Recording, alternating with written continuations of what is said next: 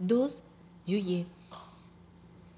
Première Chronique, chapitre 12, verset 19 à chapitre 14, verset 17. Alors l'Esprit de Dieu s'empara d'Amasé, le chef du groupe de strength, qui s'écria: Nous sommes avec toi, David, fils d'Ésaïe. Oui, nous sommes de ton côté. Que la presse te soit assurée en parfaite paix, ainsi que ceux qui te soutiennent, car ton Dieu te soutient. David les Éclite est un fils des chefs de ses troupes. Des hommes de la tribu de Manassé se rallièrent à David lorsqu'il vint avec les Philistins au combat contre Saül. En fait, David et ses hommes ne se joignirent pas aux Philistins, car les princes Philistins les envoyèrent après s'être consultés. Ils se disant en effet: David risque de passer du côté de son ancien souverain Saül et de nous livrer à son pouvoir. C'est quand il partit pour revenir à Tsiklag que des gens de Manassé se rallièrent à lui: Adna, Jozabad, Idiel, Michaël, Jozabad, Eliou et Ziltai. Chacun d'eux était chef des milliers dans la tribu de Manassé. Ce fut un sérieux renfort pour David et ses troupes, car c'étaient tous des valeureux guerriers et ils devinrent des chefs dans l'armée. Généralement, des hommes venaient se joindre à David pour les soutenir, si bien que son armée devint bientôt immense. C'était comme l'armée de Dieu.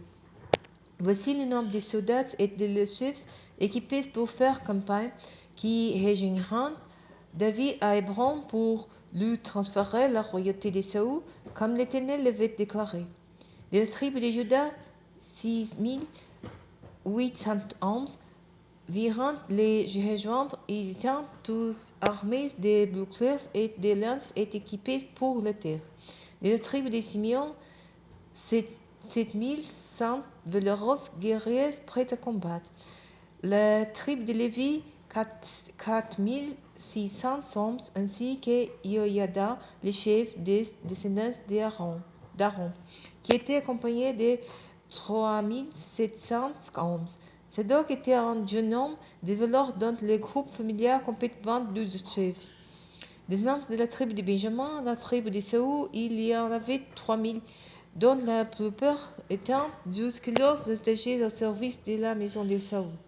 De la tribu de Fran étaient venus 20 800 valeureux guerriers, tous les hommes renommés dans leurs groupes familiaux.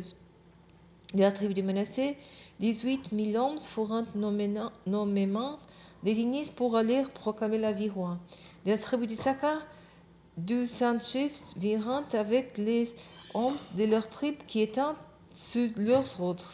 C'étaient des gens qui savaient discerner comment Israël devait agir en fonction des circonstances.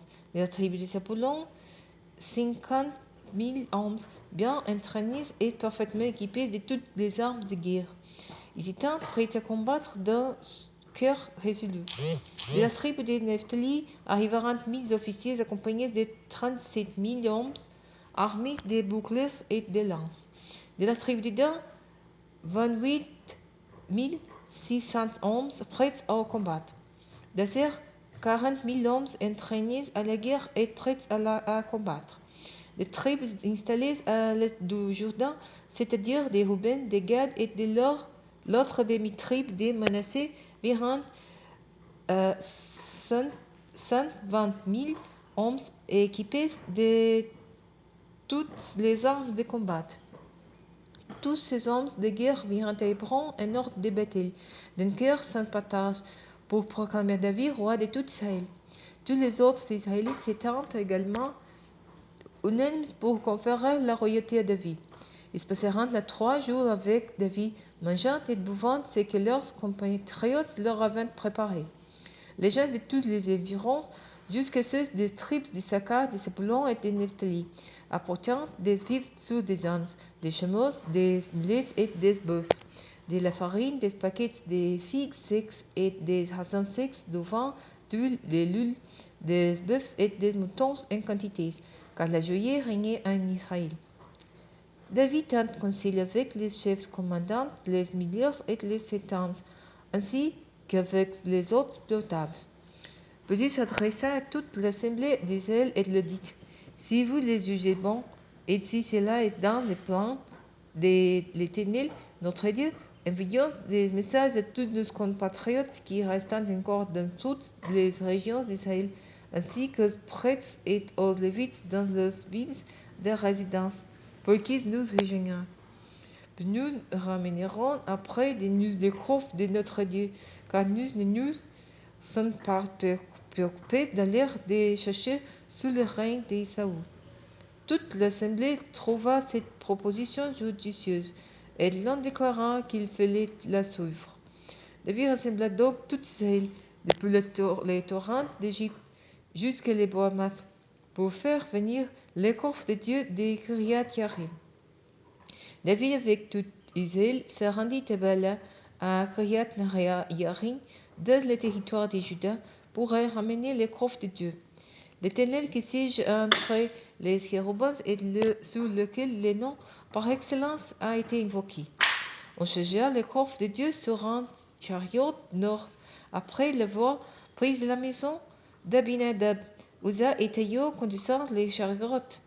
David et tout Israël exprimant leur joie devant Dieu en chantant de toutes leurs forces et en jouant sous des lyres, des luttes, des tambourins, des cymbales et des trompettes. Lorsqu'ils furent arrivés près de l'aire de Kidon, les bœufs firent un écart et Uza tendit la main pour saisir les coffres de Dieu. Alors l'Éternel se mit en colère contre Uza et l'Éternel les frappa parce qu'il avait touché les coffres de sa main. Uza mourut là devant Dieu. David s'arrêta parce que l'Éternel avait ouvert une brèche en frappant Uza, et il appela ce lieu Pérez Uza, brèche d'Uza, nom qu'il porte encore aujourd'hui. Ce jour-là, David prit peur de Dieu et il se demanda: Comment oserais-je faire venir les coffres de Dieu chez moi? Il ne transporta donc pas les coffres chez lui, dans la cité de David, mais il les fit déposer dans la maison d'Obed-Édom, un homme originaire de Gath. Les coffres y resta 3 mois, et l'Éternel bénit la famille d'Obed-Édom et tous ses biens. Hiram, le roi de Tyr, envoya une délégation à David en lui faisant livrer du bois de cèdre et en lui envoyant des tailleurs de pierre et des charpentiers pour lui construire un palais. David reconnut alors que l'Éternel le confirmait comme roi sur Israël et qui donnait beaucoup d'éclat à son règne à cause d'Israël son peuple. Après son installation à Jérusalem, David épousa encore d'autres femmes et il eut des fils et des filles.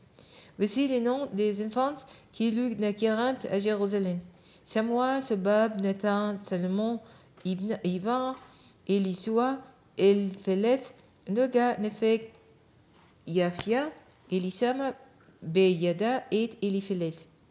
Lorsque les Philistins apprirent que David avait été établi roi sous tout Israël par l'onction, ils se mirent tous en campagne à sa recherche. David en fut informé et marcha à leur rencontre. Les Philistins arrivèrent et investirent la vallée des Réphaïm. David consulta Dieu et lui demanda: Dois-je attaquer les Philistins?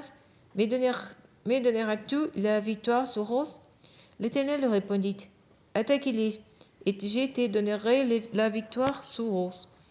Les Philistins s'avancèrent jusqu'à Baal-Pérazim, et David les battit là. Puis il déclara: Dieu a fait une brèche par ma main dans les rangs de mes ennemis, comme les os rompant une digue.